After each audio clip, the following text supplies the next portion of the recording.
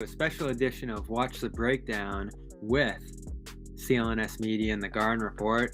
And we're talking ahead of Celtics Magic tonight. By the time you hear this, the Celtics and Magic will have already played, and we'll likely have seen some more Aaron Nesmith, who you all listened to come on the Garden Report on Monday, talk about his rookie season, his New Balance deal. Definitely go check that out. In this edition, we're going to talk all about Nesmith, who more and more looks like he could become a contributor into this playoff rotation with just 7 games left to go for the Celtics.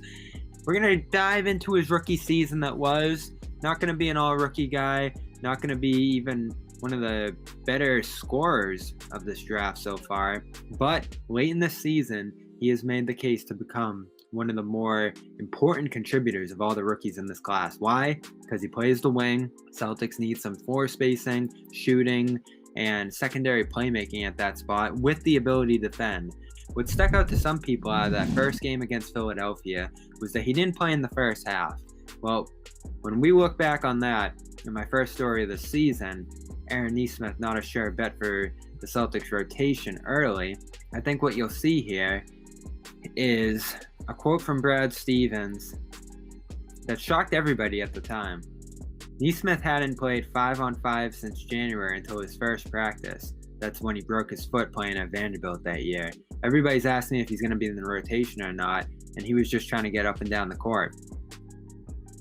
Now the quote, "I don't know about making an impact. I think time will tell because this is a different level when you have to get out there and do it with these guys on a daily basis." So what made him say that? First thing we see from Aaron Nesmith this season in that Philadelphia series.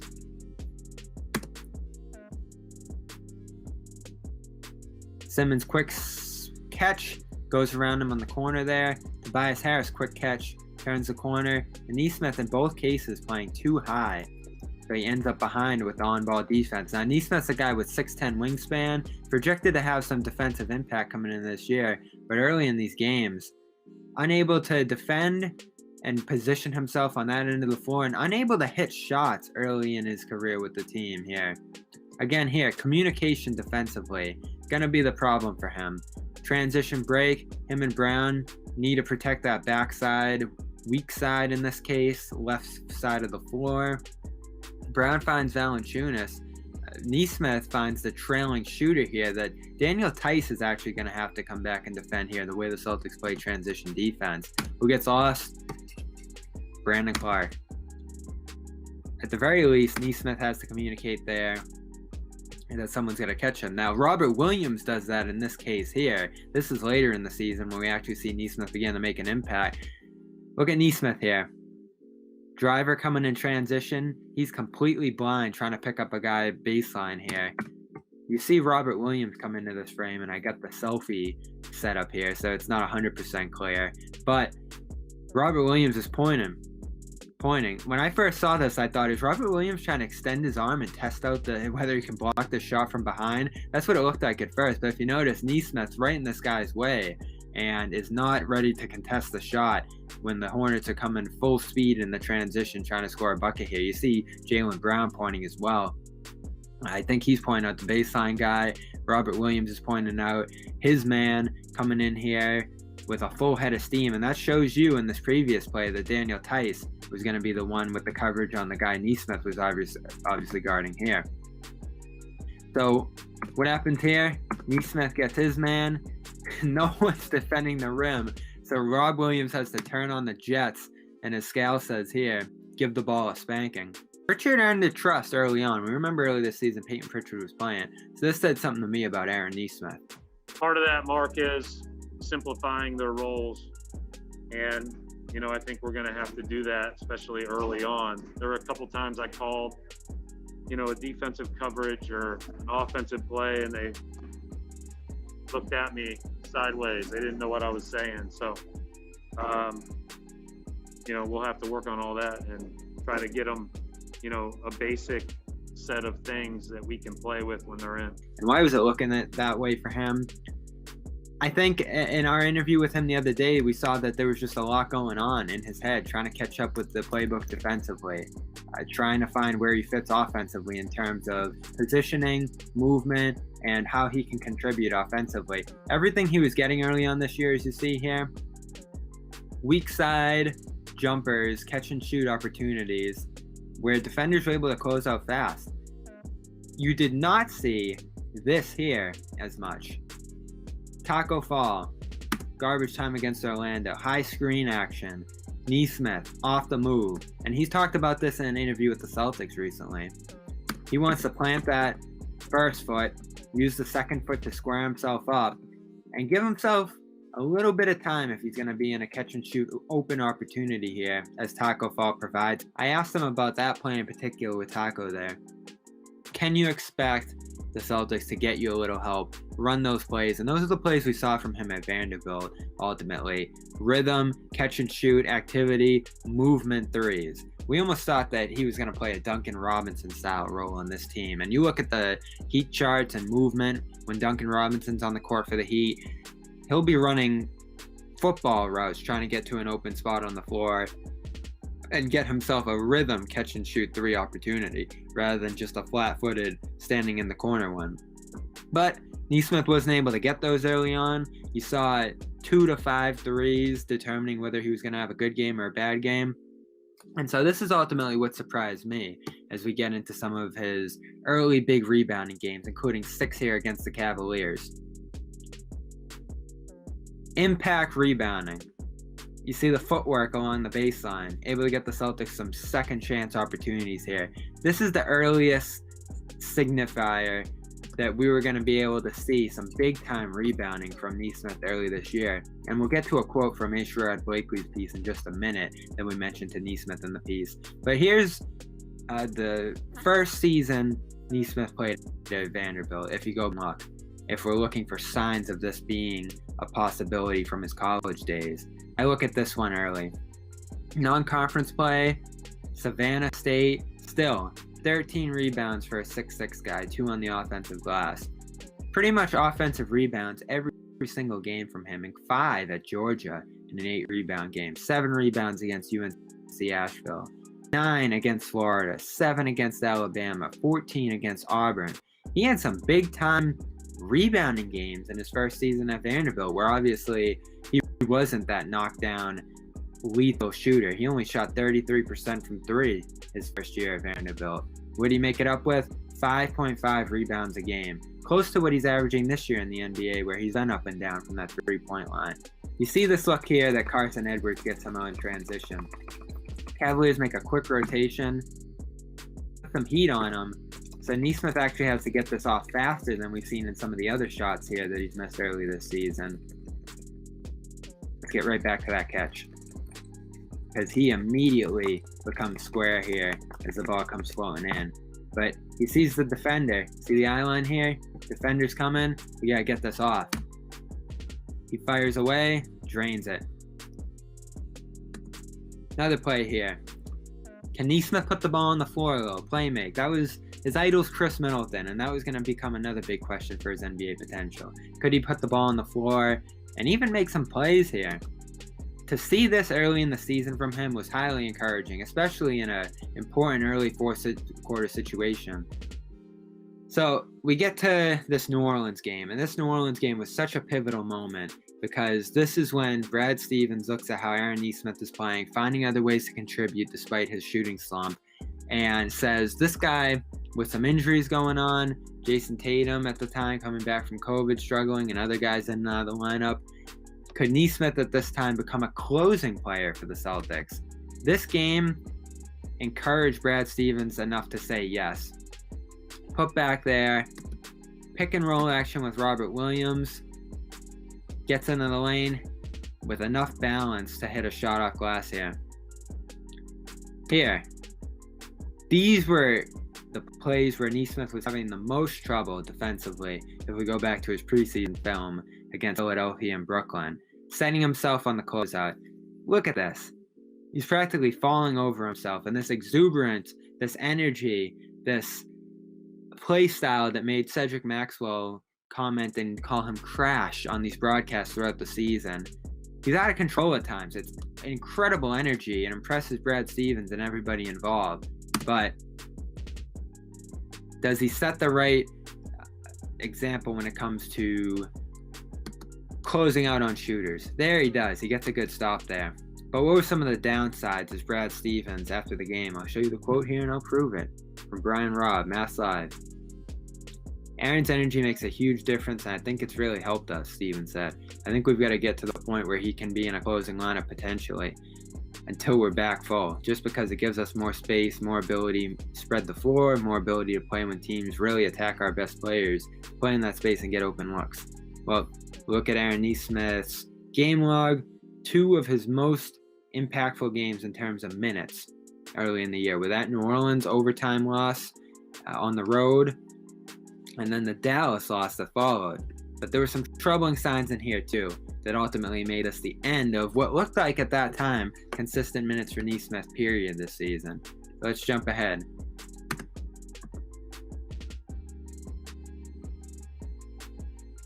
This 3-point contest, not as good. Gets off his feet. Good free throw, a good 3-point shooter in Melly, not a great one. And ends up drilling the shooter here.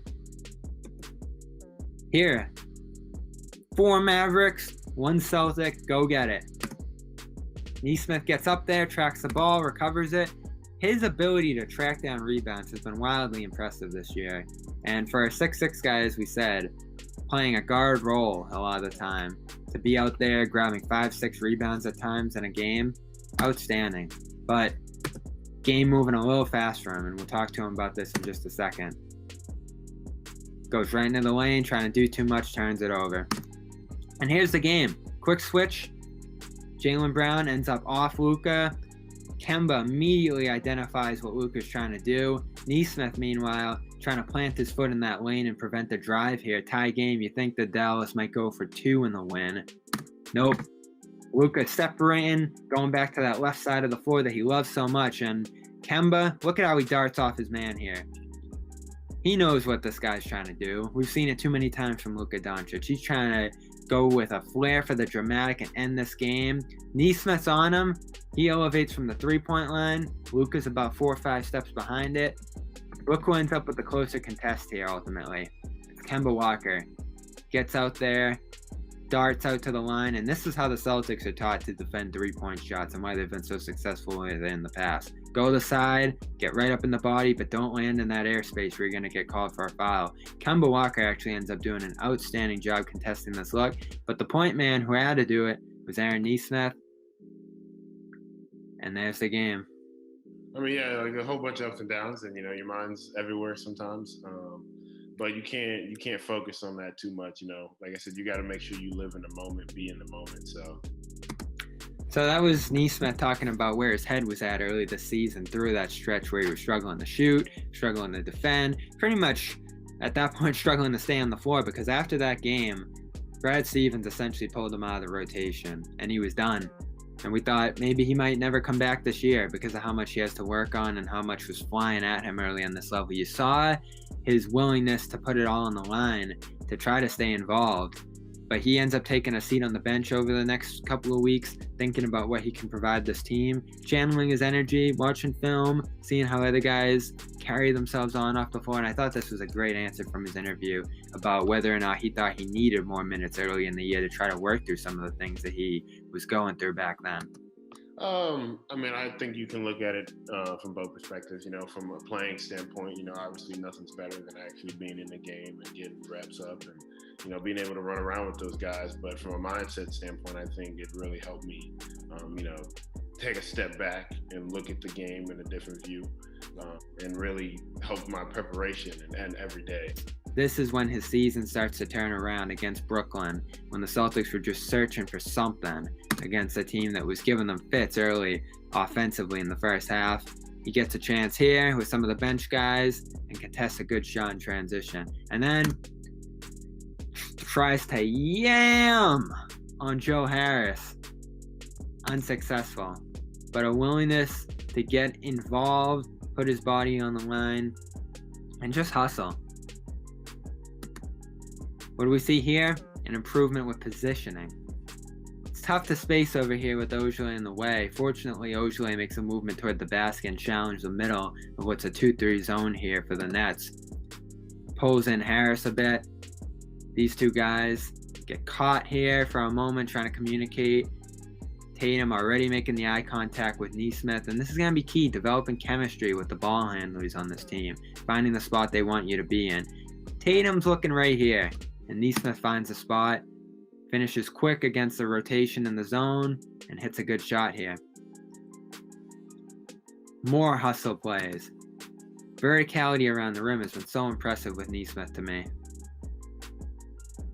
The ability to get up on these offensive boards and almost play like a big at times with these putbacks.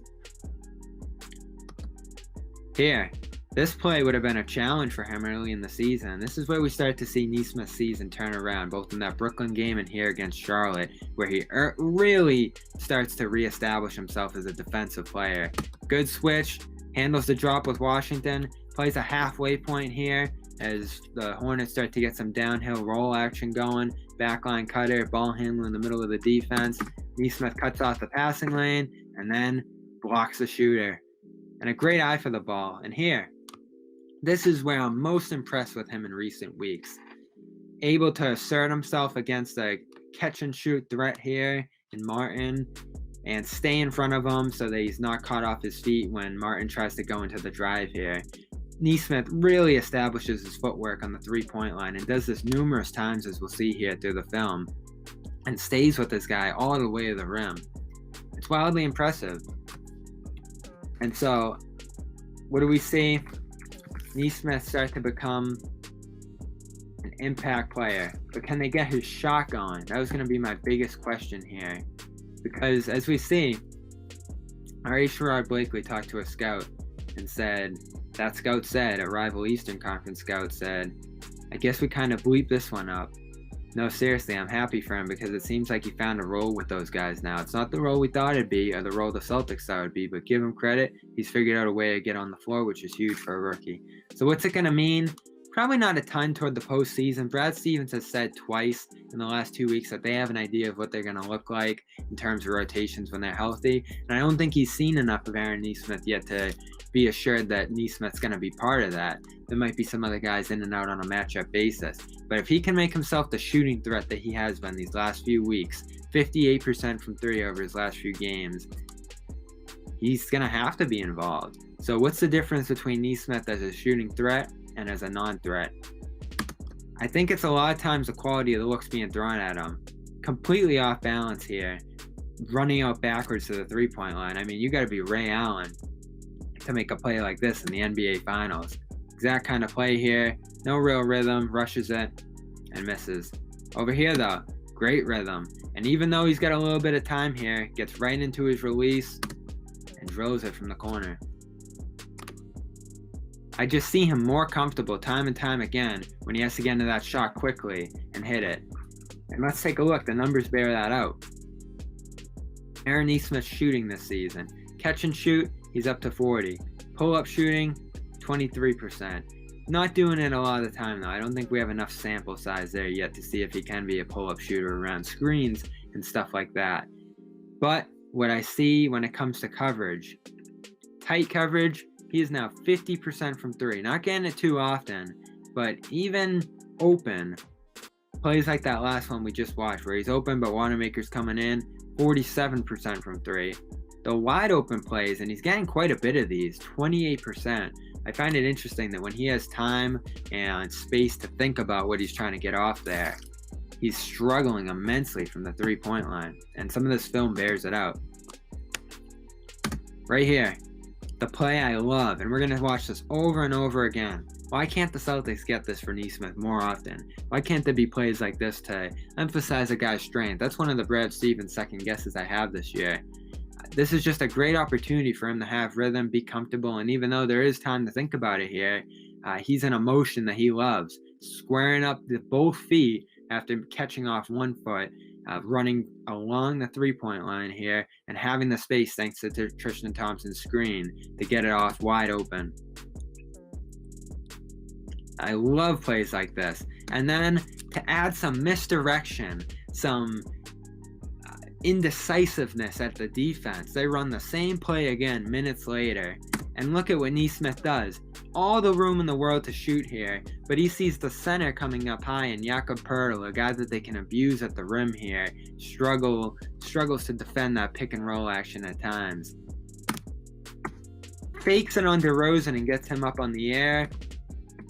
Attacks the rim and scores through Poeltl. That was my favorite play that we've seen from Nesmith all year. And then, not long after, we saw him do something even more impressive. More screen action, two-man game with Thompson here, with Brown, Tatum, and Smart on the court, no less. Misdirection completely takes the Spurs defender out of the play. Again, he gets a wide-open look at Jakob Poeltl here in no man's land and goes right into a two-point jumper. I love that play so much. Can we get more of this activity for Aaron Nesmith, who's a guy out of Vanderbilt who thrived on that kind of activity playing for Jerry Stackhouse? Don't just make this guy a kick and, pop shooter. That's why he struggled so much early this season. They were getting plays like this. Rob Williams this time. Great screen, catch and shoot above the arc in action. I love it. So I read the quote about Nesmith's role to him in our interview. Fun reaction, and we just talk about him continuing to put his body on the line. He's adamant that even though he's doing that, he's not putting himself in a position to be hurt. He's asserted multiple times this year that he knows exactly what he needs to do to not get injured despite exerting all this energy. And I love the quote here, the art of falling. Awesome quote from this interview. Actually, I feel great. You're all right? Great, yeah. Because people are worried about you every night. I'm not kidding. They're like, is Aaron okay? No, I call it an art of falling. You got to know how to fall. Yeah. But yeah, it was just, like I said, being able to take a step back and look at the game, recognizing what the team needs, and just going out there and trying to do that to the best of my ability.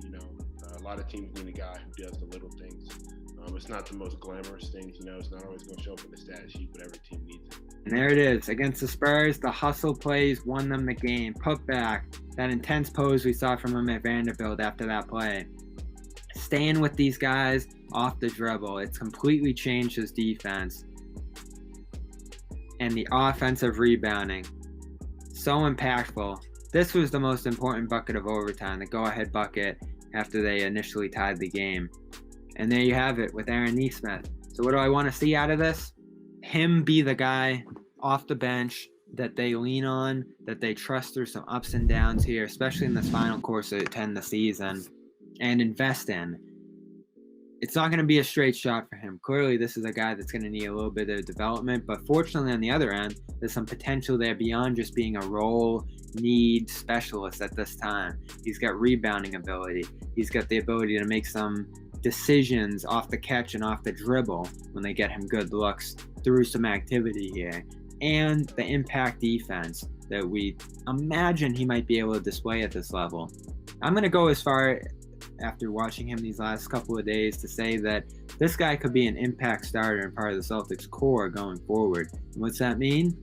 They ultimately got two young players in Peyton Pritchard and Aaron Nesmith that are worth developing and investing in going forward to be contributors alongside Jason Tatum and Jaylen Brown in the future. And as a guy who would have considered trading Aaron Nesmith for Harrison Barnes at that trade deadline, consider this my apology, Cam. Because looking back on it now, I want to see what Aaron Nesmith has in the future more than what Harrison Barnes would have provided this team right now. So there it is. Bobby Manning, watch the breakdown. Aaron Nesmith, Boston Celtics. We'll catch you next time here on Watch the Breakdown, and you can catch this regularly over on my YouTube channel, Bobby Manning, and tune into the Garden Report, the Celtics postgame show, after every single Celtics game here on CLNS Media.